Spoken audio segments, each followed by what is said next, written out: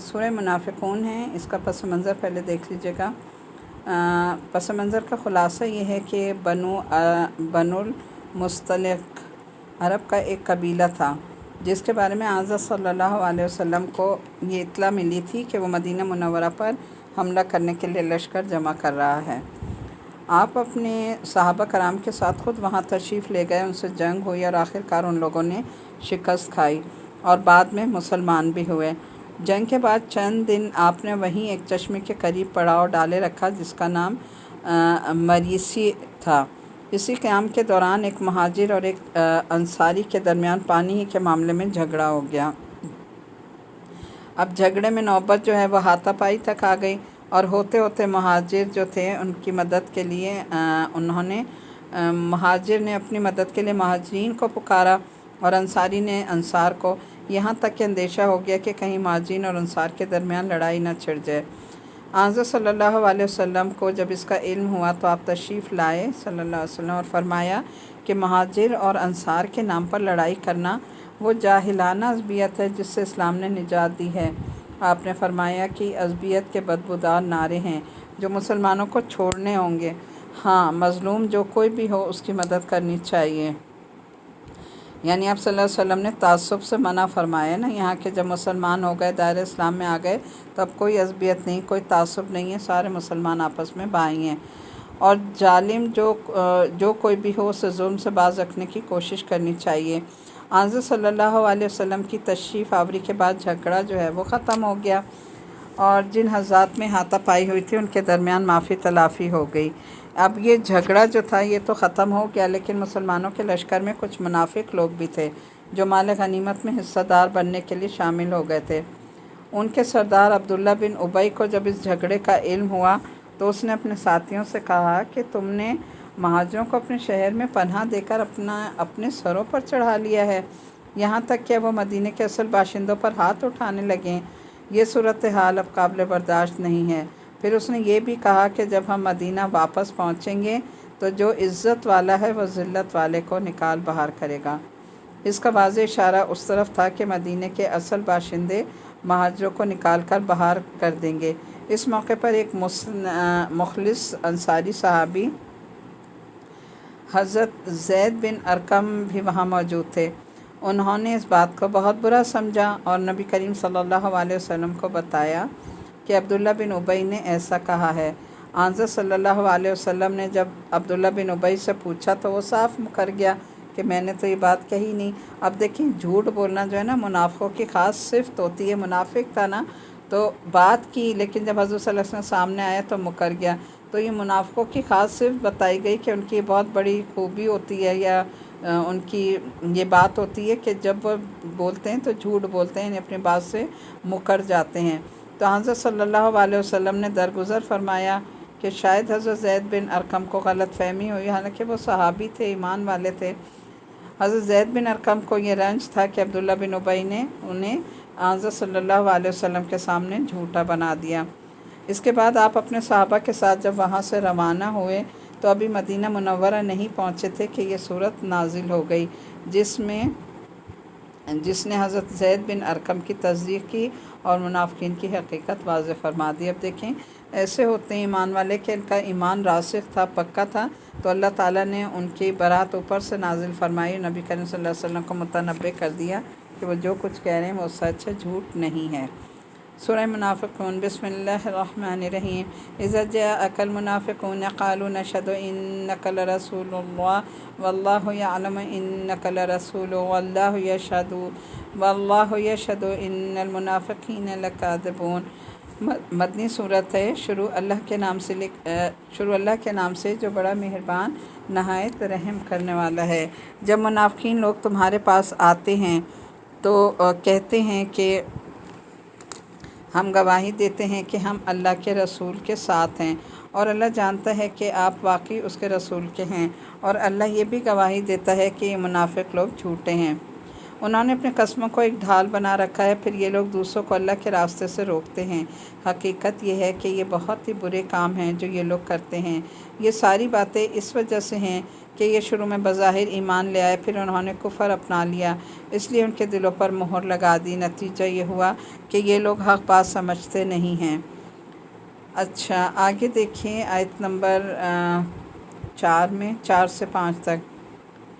जब तुम उन लोगों को देखो कि उनके डील डॉल तुम्हें बहुत भले अच्छे लगें और अगर वो बात करें तो तुम उनकी बातें सुनते रह जाओ। उनकी मिसाल ऐसी है जैसे ये लकड़ियां हैं जो किसी सहारे पर लगी हैं।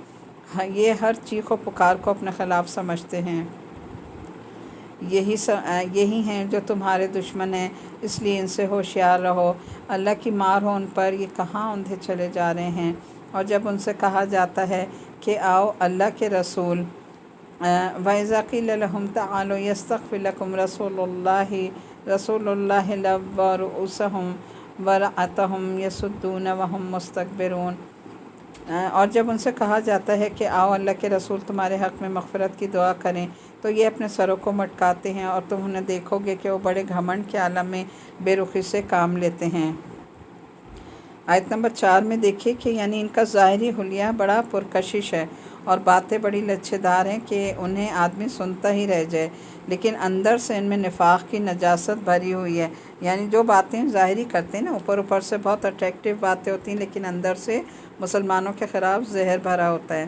तो रिवायात में आता है कि अब्दुल्ला बिन उबई अपने डील डॉल के एतबार से पुरकशिश शख्सियत रखता था और उसकी बातें भी बड़ी फसाहत और बलागत की हामी होती थीं, लेकिन था क्या, वो बहुत बड़ा मुनाफिक।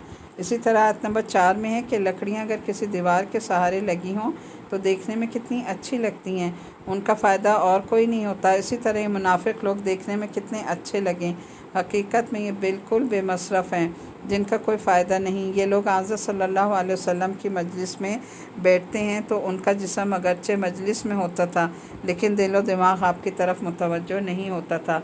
इस लिहाज से भी उन्हें बेजान लकड़ियों से तशबीह दी गई।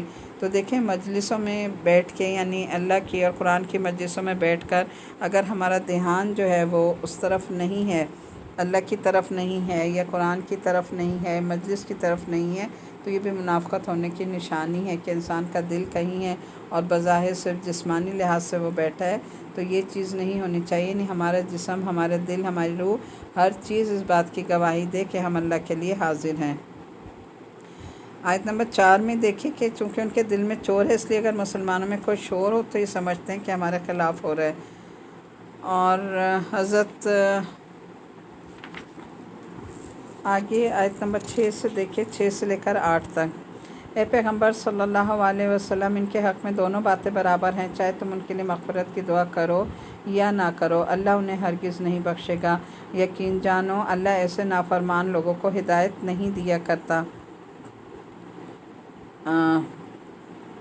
यही तो हैं जो कहते हैं कि जो लोग रसूल अल्लाह के पास हैं उन पर कुछ ख़र्च ना करो, यहाँ तक कि ये ख़ुद भी मुंतशिर हो जाएं। हालांकि आसमान और ज़मीन के तमाम ख़जाने अल्लाह ही के लिए हैं, लेकिन मुनाफिक लोग ये नहीं समझते। आयत नंबर 7 के देखिए कि जब तक ये लोग अपनी मुनाफ़क़त से तौबा करके सही मायने में मुसलमान नहीं हो जाते, उस वक्त तक इनकी बख्शिश की दुआ नहीं होगी, यानी इनकी बख्शिश नहीं अल्लाह ताला फरमाएगा। तो कहा कि ये जब तक मुनाफ़क़त छोड़ के सही मानों में कामिल मुसलमान नहीं बन जाते, उस वक्त तक अल्लाह इनकी बख्शिश नहीं करेगा। और ना ही अल्लाह ने हुक्म दिया कि रसूल सल्लल्लाहु अलैहि वसल्लम को कि उनके लिए दुआ करें बख्शिश की। आयत नंबर 8 में देखें, हालांकि कहते हैं कि अगर हम मदीना को लौट कर जाएंगे तो जो इज़्ज़त वाला है वो वहाँ से ज़िल्लत वाले को निकाल कर बाहर करेगा। हालांकि इज़्ज़त तो अल्लाह ही को हासिल है और उसके रसूल को और ईमान वालों को, लेकिन मुनाफिक लोग ये बात नहीं समझते। ये वही बात है जो अब्दुल्ला बिन उबई ने कही थी ना कि और फिर उनसे मुकर गया था कि मैंने नहीं कहा। तो ये अल्लाह ताला ने कहा कि इज़्ज़त जो है वो अल्लाह की, उसके रसूल और ईमान वालों की है, इसके हाथ में किसी की इज़्ज़त नहीं है। आगे देखें आयत नंबर 10 और 11। या अय्युहल्लज़ीना आमनु ला तुल्हिकुम अम्वालुकुम वला औलादुकुम अन ज़िक्रिल्लाह व मन यफ़अल ज़ालिका फ़उलाइका हुमुल ख़ासिरून। ए ईमान वालो, तुम्हारी दौलत और तुम्हारी औलाद तुम्हें अल्लाह की याद से गाफिल ना करने पाएँ, और जो लोग ऐसा करेंगे वो बड़े घाटे का सौदा करने वाले हैं। अब ये देखेंगे आयत कुरान पाक में इस तरह कितनी जगह ये हुक्म आया है कि अल्लाह के रास्ते में तुम जिस चीज़ से सबसे ज़्यादा होशियार और कॉन्शियस रहो वो तुम्हारे माल और तुम्हारी औलाद हैं। जो तुम्हें अल्लाह के रास्ते की तरफ जाने से रोकते हैं या जिहाद से रोकते हैं, तो उनके उसमें आकर कभी भी अल्लाह के रास्ते से या जिहाद से ना रुको। और हमने जो रिस्क दिया है उसमें से अल्लाह के हुक्म के मुताबिक खर्च कर लो, कबल इसके कि तुम में से किसी के पास मौत आ जाए तो वो ये कहे कि ए मेरे परवरदिगार फिर वो कहे कि ए मेरे परवरदिगार, तूने मुझे थोड़ी सी मोहलत और क्यों ना दे दी कि मैं खूब सदका करता और नेक लोगों में शामिल हो जाता।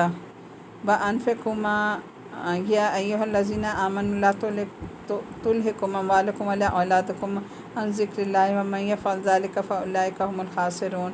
व अनफ़िक़ू मिम्मा रज़क़नाकुम मिन क़ब्ल अन यातिया अहदकुमुल मौत फ़यक़ूल रब्बि लौला अख़्ख़रतनी इला अजलिन क़रीब फ़असद्दक़ व अकुम मिनस सालिहीन।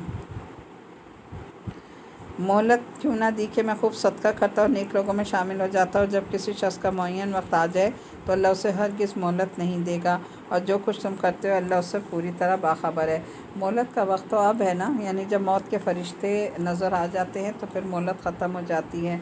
तो मोहलत का वक्त आज है कि हम जितना चाहें अल्लाह ताला के रास्ते में अपना जान माल अपना सदका करें और अपना ज़्यादा से ज़्यादा खैरात करें, लेकिन जब मौत के आसार नुमायाँ हो जाते हैं तो फिर कोई सदका खैरात कबूल नहीं होता। यहाँ अल्हम्दुलिल्लाह हमारी सूरह मुनाफ़िक़ून जो है वो मुकम्मल हो गई।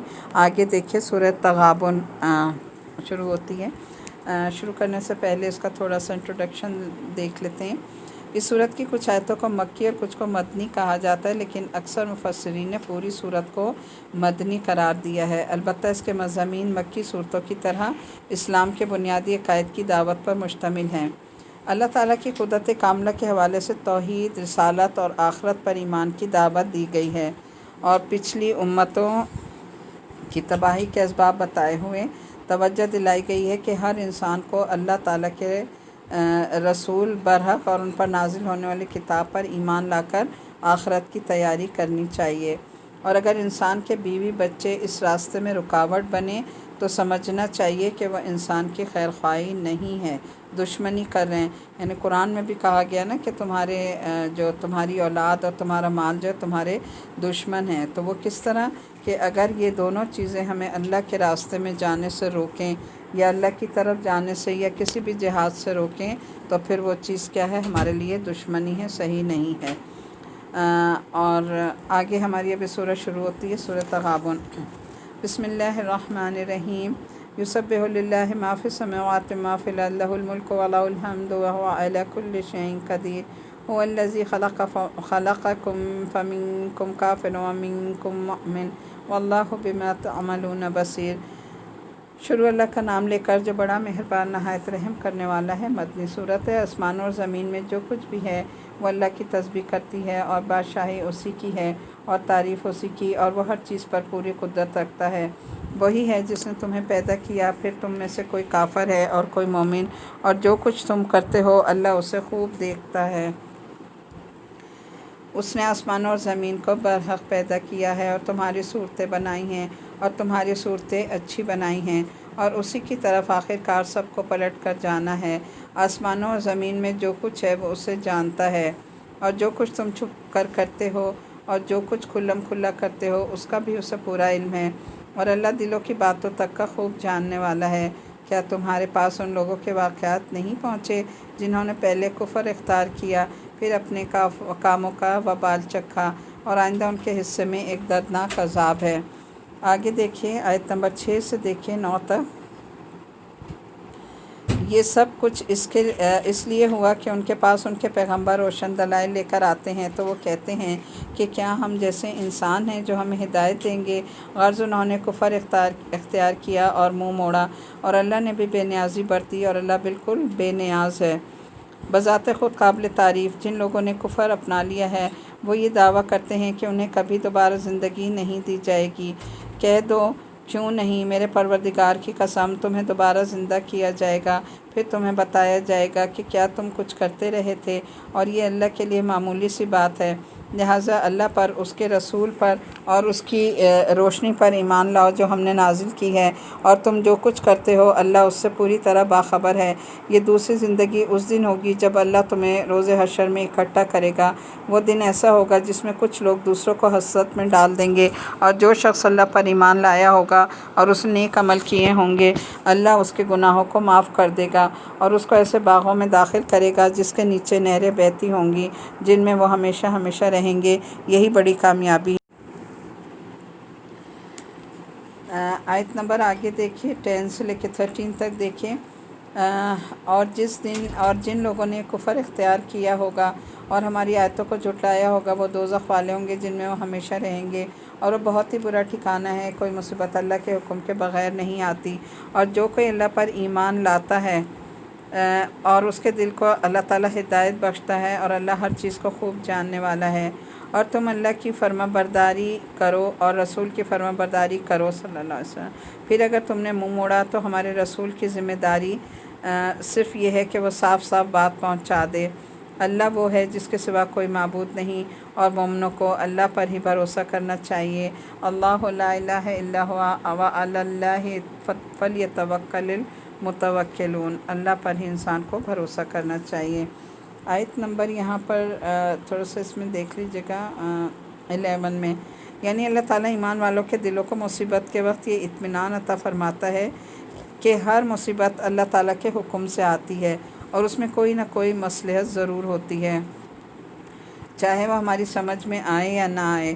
اس کے تصور کے نتیجے میں ایمان والوں کو ناقابل برداشت تکلیف نہیں ہوتی، اور انہیں صبر کی توفیق مل جاتی ہے۔ کتنی خوبصورت بات ہے نا، کہ اللہ تعالیٰ کتنی بڑی بات کہہ رہے ہیں کہ اگر انسان ایمان والے جن کے دلوں میں ایمان راسخ ہوتا ہے، اگر ان کے اوپر کوئی مصیبت آتی ہے نا تو مصیبت میں بھی اللہ ان کے دلوں کو اطمینان دے دیتا ہے، اور ہر مصیبت ہر تکلیف میں اللہ کی طرف سے ہمارے لیے کوئی نہ کوئی مصلحت رکھی ہوتی ہے اللہ نے، جو اس وقت ہماری سمجھ میں نہیں آتی، لیکن جب بعد میں سمجھ آتی ہے تو ایمان والے جو ہیں وہ ناقابل برداشت تکلیف بھی ہوتی ہے تو اس میں بھی کیا کرتے ہیں، صبر کرتے ہیں، کیونکہ یہ صبر کی توفیق انہیں اللہ کی طرف سے مل جاتی ہے اور وہ اس پر قائم رہتے ہیں۔ آگے دیکھیں، یا ایھا الذین آمنوا ان من ازواجکم واولادکم عدوکم ولکم فاحذروہم وان تعفوا وتصفحوا وتغفروا فان اللہ غفور رحیم۔ اے ایمان والو، تمہاری بیویوں اور تمہاری اولادوں میں سے جو کچھ تمہارے دشمن ہیں، اس لیے ان سے ہوشیار رہو، اور اگر تم معاف کر دو اور درگزر کرو اور بخش دو تو اللہ بہت بخشنے والا اور بڑا مہربان ہے۔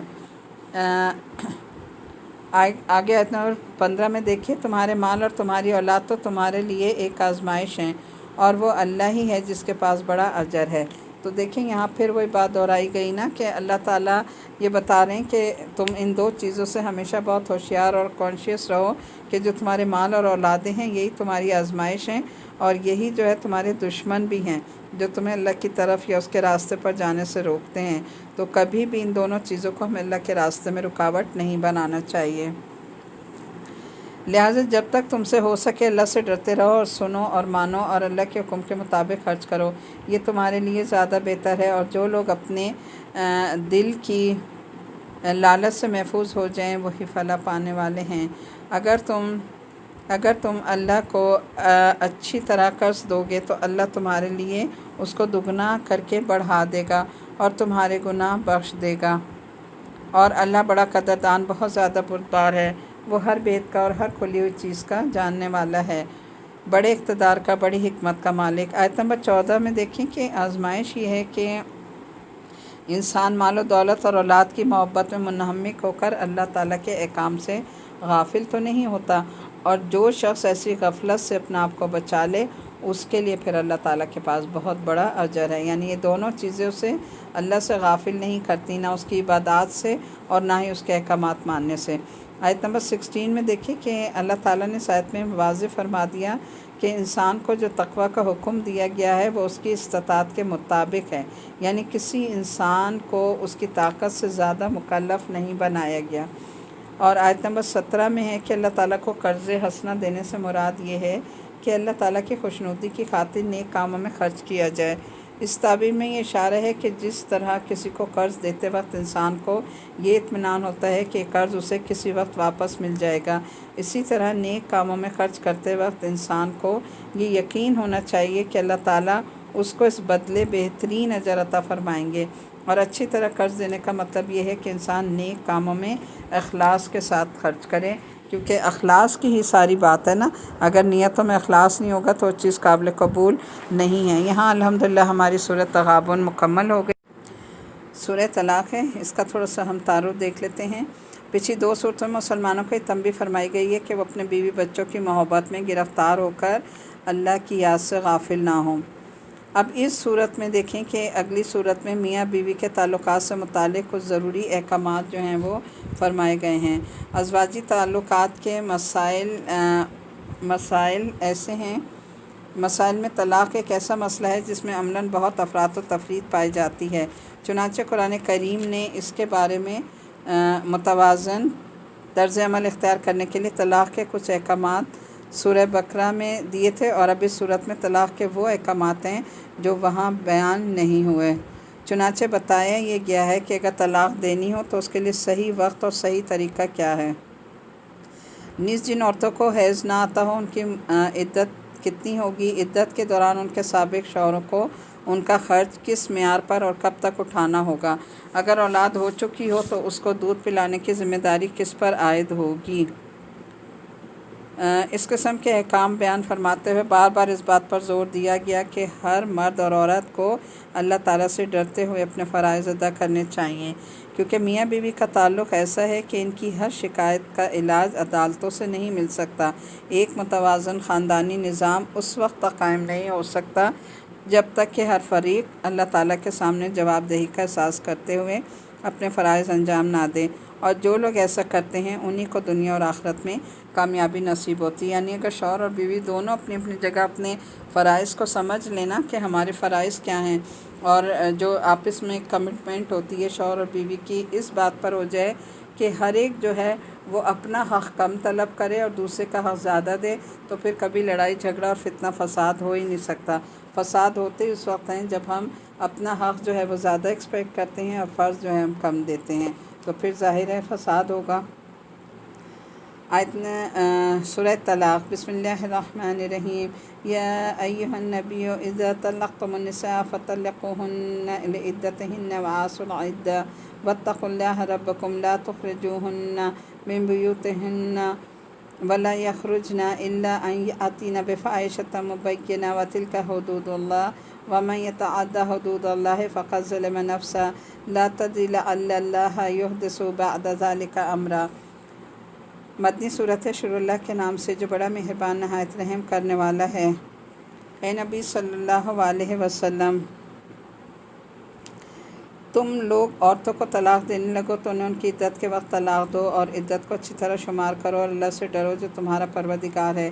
ان عورتوں کو ان کے گھروں سے نہ نکالو اور نہ وہ خود نکلیں، الا یہ کہ وہ کسی کھلی بے حیائی کا ارتکاب کریں، اور یہ اللہ کی مقرر کردہ حدیں ہیں، اور جو کوئی اللہ کی مقرر کردہ حدوں سے آگے نکلے اس نے خوب اپنی جان پر ظلم کیا۔ تم نہیں جانتے شاید اللہ اس کے بعد کوئی نئی بات پیدا کر دے۔ اب دیکھیں یہاں پر میں سورہ طلاق میں، کیونکہ پیچھے بھی طلاق کے مسائل سورہ نساء میں گزر چکے ہیں، تو ہم اس کو جو ہے تھوڑا سا مختصراً میں کوئی خاص پوائنٹ آپ کو ہائی لائٹ کر دوں گی۔ باقی یہ ہے کہ پیچھے ہم نے کافی ڈیٹیل میں پڑھا ہے۔ اس میں آیت نمبر 1 کے حوالے سے یہ ہے کہ جب میاں بیوی میں طلاق کے ذریعے علیحدگی ہو جائے تو عورت کو دوسرا نکاح کرنے کے لیے ظاہر ہے کچھ مدت انتظار کرنا ضروری ہوتا ہے۔ اس مدت کو عدت کہا جاتا ہے۔ جن عورتوں کو طلاق ہو گئی ہو ان کی عدت یہ ہے کہ طلاق کے بعد 3 پیریڈز اس میں اپنا آپ کو روکیں۔ اگر انہیں طلاق دینی ہو تو وہ ایسے وقت طلاق دیں کہ عدت شروع ہونے والی ہو۔ نبی کریم صلی اللہ علیہ وسلم نے فرمایا کہ ایسے وقت طلاق نہ دی جائے کہ جب بیوی کو پیریڈز ہوں، بلکہ ایسے طہور یعنی پاکی کی حالت میں طلاق دی جائے جس میں بیوی سے جمع بھی نہ کیا گیا۔ اس حکم میں 2 مصلحتیں خاص طور پر قابل ذکر ہیں۔ ایک یہ کہ اسلام یہ چاہتا ہے کہ اول تو میاں بیوی کا رشتہ ایک مرتبہ قائم ہو جائے تو وہ قائم رہے، اور اگر طلاق کے ذریعے اس کے ٹوٹنے کی نوبت بھی آئے تو وہ بھی اچھی طرح سوچ سمجھ کر شریفانہ طریقے پر ہو، جس میں فریقین میں سے ایک دوسرے کے لیے ناواجبی تکلف کا سبب نہ ہو۔ اور طہور کی حالت میں جو طلاق دینے کا کہا گیا اس میں مصلحتیں رکھی گئیں۔ اس میں ایک مصلحت تو یہ ہے کہ اس دوران جو عورت کا جو پیریڈز کا وقت ہوتا ہے، اس میں عورت کے لیے عدت کا زمانہ بلا وجہ لمبا ہو جاتا ہے اور شمار جو ہے وہ صحیح نہیں ہوتا، اس لیے عدت اس وقت شروع ہوگی، پھر دوبارہ جو ہے اگلے مہینے پھر اس ٹائم کا انتظار کیا جائے گا، اس سے عورت کو تکلیف ہو سکتی ہے، لہٰذا یہ حکم دیا گیا کہ طلاق ایسے طہر میں دی جائے جس میں جمع نہ ہو۔ اچھا، اور دوسری چیز جو یہاں پر آپ دیکھیں، ایک اہم یہ ہے کہ آیت نمبر 1 میں کہ عدت کے دوران شوہر کے ذمے واجب ہے کہ جس بیوی کو طلاق دی ہے اس کو اپنے گھر میں رہائش فراہم کرے۔ یہ بہت غور طلب مسئلہ ہے، اسے غور سے سن لیجئے۔ اور عورت کے ذمے بھی یہ واجب ہے کہ وہ شوہر ہی کے گھر میں عدت گزارے اور کہیں نہ جائے، البتہ ایک صورت مستثنیٰ ہے، اس میں وہ کیا کہ اگر البتہ اللہ تعالیٰ نے وہ صورت اس سے مستثنیٰ ایسے فرمائی کہ جب عورت کسی کھلی بے حیائی کا ارتکاب کرے، اس کا مطلب تو یہ ہے کہ کسی بدکاری کا ارتکاب کر بیٹھے، اور دوسرا مطلب یہ بھی ہے کہ وہ لڑائی جھگڑے میں بد زبانی کرنے لگے، اس صورت میں اس کا شوہر اسے گھر میں نہیں رکھے گا۔ یعنی پھر ضروری نہیں ہے کہ وہ اسے گھر میں، یعنی 2 کنڈیشن ہوں، ایک تو یہ کہ وہ بے حیائی کی مرتکب ہے تو وہ اس کو اپنے گھر میں نہیں رکھے گا عدت کے دوران، اور اگر وہ بد زبان ہے، بد زبانی کرتی ہے تو ظاہر ہے گھر کا ماحول خراب ہوگا، مزید کوئی وہ ہوگا تو اس سے بہتر ہے کہ پھر وہ شوہر عدت کے دوران اسے اپنے گھر میں نہیں رکھے گا۔ اور آیت نمبر 1 میں ہی یہ بھی دیکھ لیجیے گا کہ طلاق دینی بھی ہو تو رجعی طلاق دینی چاہیے۔ رجعی کیا ہے؟ رجوع کیا جا سکے، یعنی ایک طلاق دے، ایک طلاق میں 3 مہینے کا پیریڈ آ جاتا ہے کہ وہ اس دوران رجوع کر سکتا ہے، کیونکہ طلاق بائن کے بعد پھر شوہر کے ہاتھ سے رجوع کا اختیار نکل جاتا ہے، اور طلاق مغلظ یعنی 3 طلاقوں کے بعد میاں بیوی دونوں کے ہاتھ سے دوسرا نکاح کرنے کا اختیار بھی ختم ہو جاتا ہے، پھر وہ رجوع نہیں کر سکتے، اس لیے اس سے منع فرمایا ہے کہ مغلظ طلاق نہیں ہونی چاہیے۔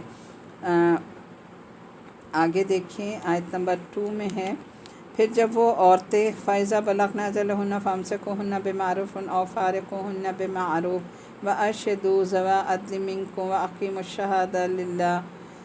پھر جب وہ عورتیں اپنی عدت میعاد کو پہنچنے لگیں تو تم یا تو انہیں بھلے طریقے سے نکاح میں روک لو یا پھر بھلے طریقے سے ان کو الگ کر دو، اور اپنے میں سے 2 ایسے آدمیوں کو گواہ بنا لو جو عدل کرنے والے ہوں، اور اللہ کی خاطر سیدھی سیدھی گواہی دو۔ لوگوں، یہ وہ بات ہے جس کی نصیحت اس شخص کو کی جا رہی ہے جو اللہ پر اور یوم آخرت پر ایمان رکھتا ہو، اور جو کوئی اللہ سے ڈرے گا اللہ اس کے لیے مشکل سے نکلنے کا کوئی راستہ ضرور پیدا کر دے گا۔ اب آیت نمبر 2 میں یہ دیکھیں کہ جب شوہر نے طلاق رجعی دی ہو، اس صورت میں جب عدت پوری ہونے سے پہلے شوہر کو فیصلہ کرنا ضروری ہے، یعنی جب 3 مہینے کا پیریڈ آ گیا نا اس کے پاس، اب وہ رجوع کرنا چاہتا ہے تو اس کے پاس کیا ہے؟ فیصلہ کرنا ضروری ہے کہ آیا وہ طلاق سے رجوع کر کے بیوی سے ازواجی تعلق بحال کرنا چاہتا ہے یا اب بھی علیحدگی ہی مناسب سمجھتا ہے۔ دونوں صورتوں میں سے یہ تاکید کی گئی کہ وہ جو کام بھی کرے بھلے طریقے سے کرے۔ اگر نکاح کا رشتہ باقی رکھنا ہے تو طلاق سے رجوع کر لے اور آئندہ بیوی کے ساتھ اچھا سلوک کرے، اور اگر علیحدگی چاہتا ہے تب بھی شریفانہ انداز میں بھلے مانس طریقے سے اس کو رخصت کر دے۔ اس میں دوسرا جو رجوع کی صورت میں ترغیب یہ دی گئی کہ 2 گواہوں کی موجودگی میں شوہر یہ کہے کہ میں نے طلاق سے رجوع کر لیا، یعنی جب رجوع کرے گا نا شوہر تو پھر وہ کیا کرے گا؟ 2 گواہوں کو پیش کرے گا اپنے سامنے، 2 گواہوں کے سامنے یہ بات کرے گا کہ میں اس سے رجوع کر رہا ہوں۔ یہ رجوع کا پسندیدہ طریقہ ہے، لیکن رجوع کی لازمی شرط نہیں ہے، ٹھیک ہے۔ یہ بات بھی یہاں پر اچھی طرح سمجھ لیجئے گا کہ اگر ایسا کرے گا، 2 گواہ رکھے گا تو پسندیدہ طریقہ ہے، لیکن شرط نہیں ہے کہ ضرور کرے۔ اسی طرح اگر شوہر زبان سے کچھ نہ کہے لیکن بیوی سے حقوق زوجیت ادا کر لے، بلکہ بوس و کنار ہی کر لے، تب بھی رجوع ہو جاتا ہے۔ یعنی ضروری نہیں کہ وہ زبان سے کوئی ضرور پھر دوبارہ اقرار کرے، لیکن اگر وہ رجوع کر لیتا ہے تو پھر تعلق دوبارہ اس کا شروع ہو جائے گا۔ اور دوسرے یہ ہے کہ ان گواہوں سے خطاب ہے جن کی موجودگی میں شوہر نے طلاق سے رجوع کیا ہو۔ اگر کبھی رجوع کو ثابت کرنے کے لیے گواہی دینی پڑے تو وہ ٹھیک ٹھیک گواہی دیں، یعنی اس میں وہ پھر ڈنڈی نہ ماریں۔ اچھا، آگے دیکھ لیجئے گا آیت نمبر ہماری یہ ہے آیت نمبر 3 سے لے کے 5 تک دیکھیں۔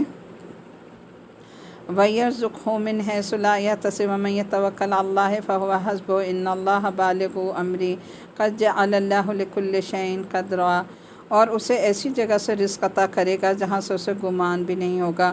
یعنی کس صورت میں کہ اگر انسان انصاف سے کام لے گا، اللہ پر بھروسہ کرے گا، تو پھر اللہ تعالیٰ بھی اس کی مدد فرمائیں گے، اور جو کوئی اللہ پر بھروسہ کرے گا تو اللہ اس کا کام بنانے کے لیے کافی ہے۔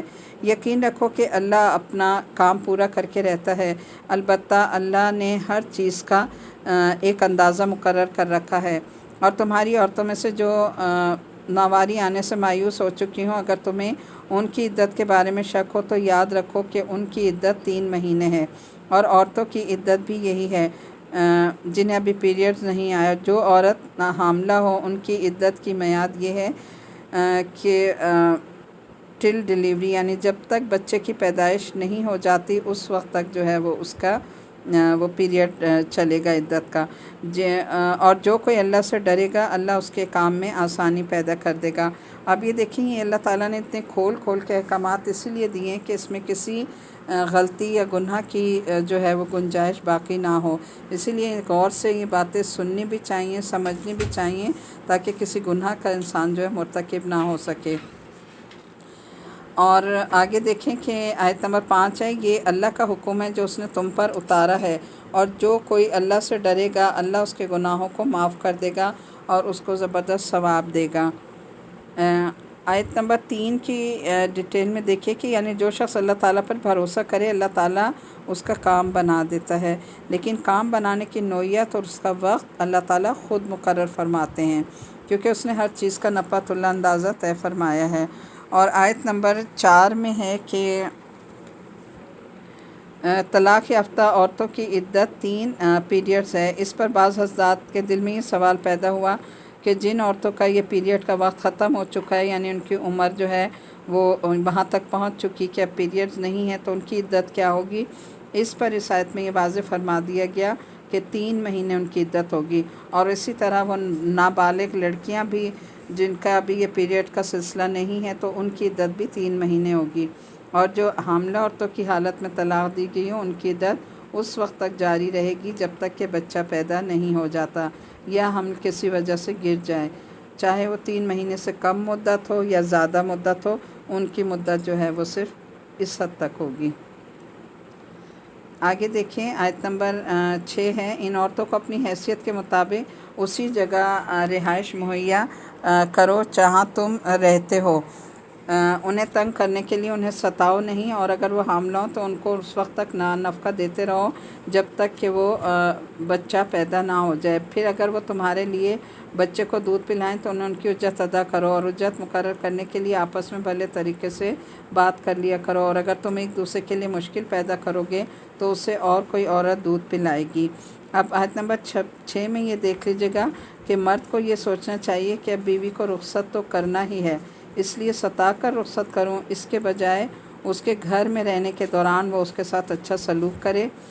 اور اس میں جو ہے یہ بھی استدلال کیا گیا کہ متعلقہ چاہے رجعی ہو یا بائنہ، عدت کے دوران اس کا نفقہ شوہر کے ذمہ واجب ہے، کیونکہ نفقہ نہ دینا بھی ستانے کے ہی ایک طریقے میں آ جاتا ہے۔ اور عام حالات میں تو عدت 3 مہینے کے قریب ہو جاتی ہے، لیکن چونکہ حمل کی مدت اس سے لمبی بھی ہو سکتی ہے، اس لیے اس حالت کا خاص طور پر ذکر فرما کر حکم دیا گیا کہ نفقہ بچے کی پیدائش تک جاری رہے گا، چاہے اس میں دیر ہی کیوں نہ ہو۔ اور 6 آیت میں ہی آگے اس کی تفصیل ہے کہ مطلقہ عورت متعلقہ عورت خود اپنے بچے کو دودھ پلانے کے لیے اپنے سابق شوہر اور بچے کے باپ سے اجرت کا مطالبہ کر سکتی ہے، اور اجرت آپس کی رضامندی سے طے کر لینی چاہیے، نہ تو شوہر اس میں بخل سے کام لے، کیونکہ اگر آپس کی رضامندی سے بات طے نہ ہو سکی تو کسی اور عورت کو رکھنا پڑے گا، تو ظاہر ہے کہ وہ رواج کے مطابق اجرت مانگے گی، لہٰذا کیوں نہ بچے کی ماں ہی کو اجرت دے دی جائے۔ نیز ماں کو یہ بھی نہ چاہیے کہ وہ رواج سے زیادہ اجرت کا مطالبہ کرے، کیونکہ اس صورت میں بچے کا باپ کسی اور عورت سے دودھ پلوانے پر مجبور ہوگا، اور ماں کے لیے اچھی بات نہیں کہ وہ محض زیادہ پیسوں کے لالچ میں اپنے بچے کو کسی اور عورت سے دودھ پلوائے۔ تو آیت نمبر 7 میں بھی ہے کہ شوہر پر بیوی بچوں کا جو نفقہ واجب ہوتا ہے وہ اس کی مالی حیثیت کے مطابق واجب ہوتا ہے، اس سے زیادہ نہیں، یعنی عورت جو ہے اس سے زیادہ ڈیمانڈ نہیں کرے گی، اگر اس کی مالی حیثیت اتنی نہیں ہے اور وہ زیادہ ڈیمانڈ کرے تو اس کے لیے پورا کرنا ممکن نہیں ہوگا۔ اس چیز کا خیال رکھنا چاہیے چاہیے چاہیے چاہیے